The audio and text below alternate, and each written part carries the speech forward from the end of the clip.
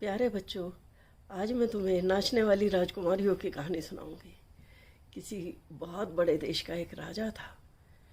उसके यहाँ 12 राजकुमारियाँ थी। राजा अपनी पुत्रियों को बहुत प्यार करता था और उनकी सुरक्षा के लिए हमेशा चिंतित रहता था। तो राजा ने एक उपाय कर रखा था। जब राजकुमारियाँ सोती थी तो राजा ने उनको सोने के लिए एक बहुत बड़ा कमरा दे रखा था और एक ही कमरे में सब राजकुमारियाँ सोती थी, जिससे कि राजा उनकी सुरक्षा ठीक प्रकार से कर पाता था। जैसे राजकुमारियाँ सो जाती थी और राजकुमारियों के कमरे के बाहर ताला लगा दिया जाता था, जो कि सुबह को खोल दिया जाता था। तो राजा अपनी राजकुमारियों की सुरक्षा को लेकर के निश्चिंत था। तो राजकुमारियाँ अच्छे अच्छे कपड़े पहनती थी, रोज़ नए नए जूते पहनती थी, बहुत खुश रहती थी, खेलती थी, कूदती थी खूब। राजकुमारियाँ बहुत खुश थी। मगर इसमें एक आश्चर्य की बात ये होती थी, राजा भी रोज़ देखता था और सब लोग देखते थे, दरबारी क्या कर्मचारी जो राजकुमारी को कपड़े पहनाते थे, दास दासियाँ, राजकुमारियों के जूते रोज़ घिस जाते थे। रोज़ राजकुमारियों को नए जूते दिए जाते थे, मगर राजकुमारियों के जूते रोज़ घिसे हुए, पुराने, जीर्ण शीर्ण अवस्था में उनको मिलते थे। तो राजा भी बहुत हैरान होता था कि राजकुमारियों के जूते रोज़ इतने कैसे घिस जाते हैं, रोज़ इतने पुराने कैसे हो जाते हैं, एक दिन में इतने कैसे घिस सकते हैं। तो राजा रोज़ हैरान होता था। तो राजा चाहता था कि मैं इस रहस्य का पता लगाऊं। राजा ने बहुत कोशिश की। अपने राज्य में उसने सब लोगों को कहा कि भाई इस रहस्य का पता लगाओ तो मुझे बताओ। बहुत लोगों ने कोशिश की कि राजकुमारियों के जूते एक रात में कमरे के अंदर, जिसका कि बाहर से ताला बंद है, कैसे घिस जाते हैं। कोई इस रहस्य का पता नहीं लगा पाया। एक बार की बात है कि एक राजकुमार महल के बाहर से जा रहा था। वह बहुत नेक राजकुमार था और वो किसी भी देश का राजकुमार नहीं रह गया था, क्योंकि उसके पिता की मृत्यु हो गई थी और उसका राज्य शत्रु राजाओं ने छीन लिया था। वह इधर उधर मारा फिर रहा था कि क्या करूं मैं, कैसे करूं, उसे कुछ भी समझ में नहीं आ रहा था। तो वो राजा के महल से बाहर से जा रहा था। आगे जा कर के उसने भी ये भूख लगी, उसको राजकुमार को भूख लगी और रहस्यमय बातें उसने धीरे धीरे चुपके कुछ लोग बातें कर रहे हैं, ये तो उसने सुना, मगर उसे कुछ समझ में नहीं आया। आगे जाकर के वह एक नदी के किनारे अपना खाना लेकर के बैठ गया। उसे भूख लगी थी। उसने सोचा चलो मैं अपना खाना लेके खा लेता हूँ अपने पास से।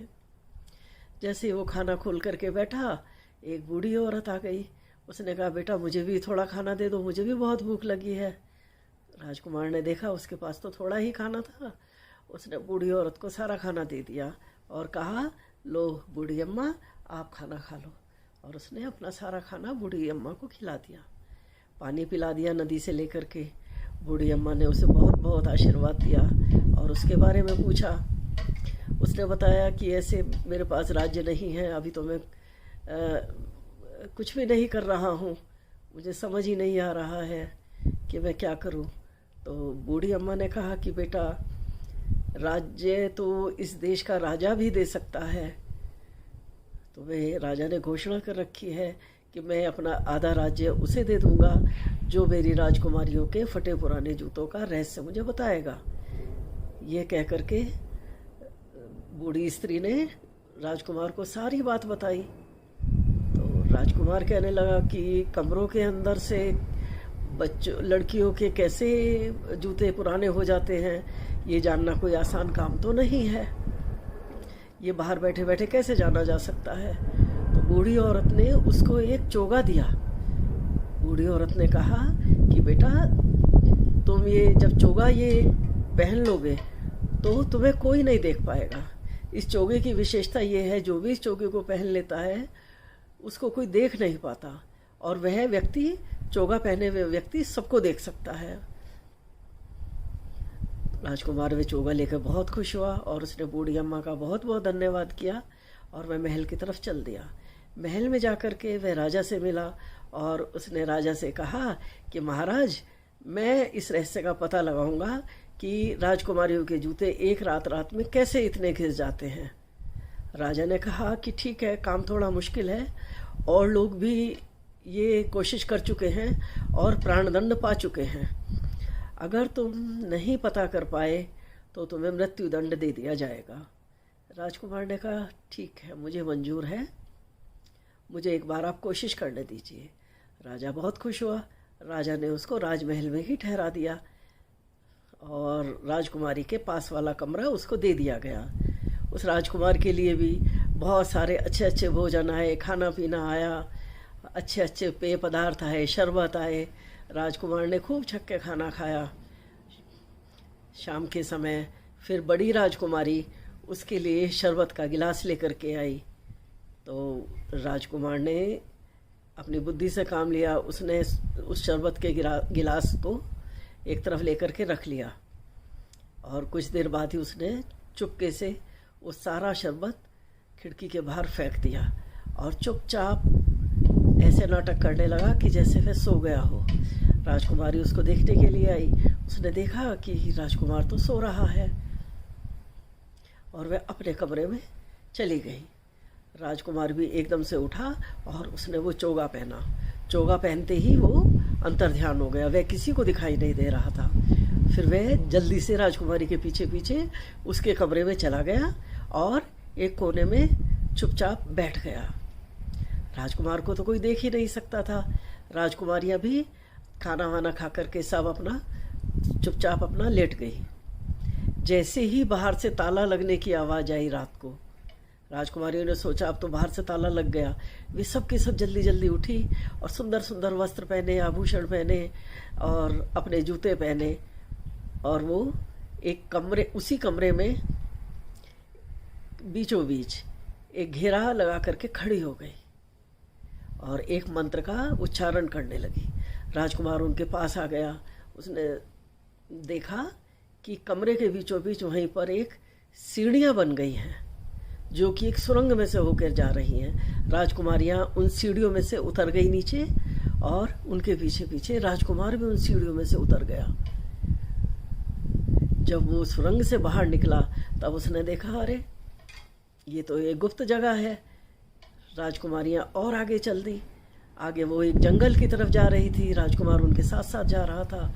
वहीं पर उनको 12 बहुत सुंदर राजकुमार मिले। सब राजकुमारियों ने अपने अपने पसंद के राजकुमार का हाथ पकड़ा और वो जंगल की तरफ चल दी। वह राजकुमार भी उनके पीछे पीछे चलता रहा। सब राजकुमारियां राजकुमारों से मिलके बहुत खुश थी, हंस रही थी, गा रही थी और खुशियां मना रही थी।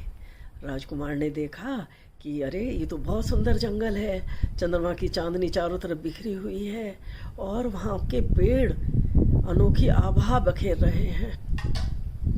राजकुमार ने देखा कि वहाँ पर तो पेड़ों की पत्तियाँ चांदी की हैं और उसी से ही वो रोशनी बिखर रही है। जैसे ही चांद की रोशनी उन पत्तियों पर पड़ती तो और बढ़ करके सारे में रोशनी ही रोशनी फैल जाती।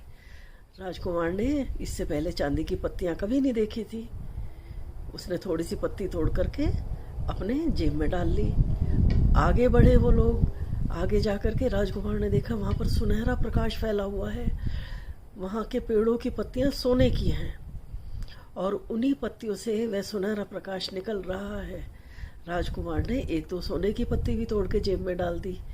फिर वो राजकुमारियाँ और राजकुमार हंसते गाते और आगे बढ़े। वहाँ पर उन्होंने देखा कि हीरे जवाहरातों के पेड़ खड़े हुए थे और उनके फूलों पर मोती, माणिक, पन्ना, रूबी, ये सब फूल लगे हुए थे। उनकी पत्तियाँ सोने की और फूलों पर रत्न जड़े हुए थे। राजकुमार ने कुछ फूल तोड़े और अपनी जेब में डाल लिए। सब लोग आगे चलते गए। वहाँ पर आगे देखा कि ये एक बहुत सुंदर महल था। महल दूर से ही चमचमा रहा था। राजकुमार और राजकुमारियाँ सब उस महल के अंदर चले गए। महल बहुत सुंदर ढंग से सजा हुआ था और उसमें मधुर संगीत बज रहा था उसमें जाते ही राजकुमार और राजकुमारियाँ सब नृत्य करने लगे और उस मधुर संगीत पर किसी के पैर रुक ही नहीं रहे थे। सब लोग नाचते रहे, गाते रहे, नाचते रहे, गाते रहे। राजकुमार सब खुशी खुशी ये सब देखता रहा। राजकुमार को भी वह संगीत बहुत पसंद आ रहा था और वह भी वहाँ पर ये सब खुश होकर के देखता रहा। बहुत देर बीत गई, पूरी रात बीत गई, उन सबको नाचते गाते हंसते खेलते पूरी रात बीत गई। सुबह होने वाली थी। अब राजकुमारियों ने सब राजकुमारों से कहा कि अब हमें विदा दीजिए। सब राजकुमार उनको उसी जंगल से, उसी बाग से होते हुए उस सुरंग तक लेकर के आए। वहाँ राजकुमारियों ने राजकुमारों को विदा दी और अपने कमरे में लौट आई। राजकुमार भी उनके पीछे पीछे उसी सुरंग और सीढ़ियों के रास्ते रास्ते राजकुमारियों के पीछे पीछे कमरे में आ गया। और जैसे ही बाहर का ताला खुला, राजकुमार अपने कमरे में चला गया। वहाँ जाकर के उसने अपना चोगा उतार के रख दिया और उसको राजकुमारियों के जूते घिसने का सारा रहस्य मालूम हो गया था। फिर दिन में राजा ने उसको अपने पास बुलाया। राजा ने पूछा, क्या तुम्हें राजकुमारियों के जूते घिसने का रहस्य पता है? राजकुमार ने कहा, हाँ मुझे पता है। राजा ने कहा, बताओ। उसने सारी बातें, कैसे वो सुरंग के रास्ते गए थे और वो राजकुमारियाँ राजकुमारों से मिली थी, सारी बातें उसने बताई कि राजकुमारियाँ पूरी रात नाचती गाती रही अपने पसंद के राजकुमारों के साथ साथ। राजा को विश्वास नहीं हुआ। राजा ने कहा, ऐसा कैसे हो सकता है? कमरे के बीच में तो कोई सुरंग नहीं मैंने बनवाई, ये क्या चमत्कार है? और तुम्हारे पास कोई प्रमाण हो तो दो। राजकुमार ने अपनी जेब से सोने की पत्ती, चांदी की पत्ती, हीरे जवाहरातों के फूल निकाले और राजा को दिखाए। राजा ये सब देख करके हैरान रह गया। राजा ने कहा, तुम सच बोल रहे हो, क्योंकि मेरे राज्य में तो ऐसे फूल और ऐसे पत्तियों वाले पेड़ कहीं भी नहीं हैं। मैं तुम्हारी बात को सच मानता हूँ। कहकर राजा अपनी पुत्रियों के पास गया। उनसे राजा ने पूछा कि क्या तुम उन राजकुमारों से प्रेम करती हो?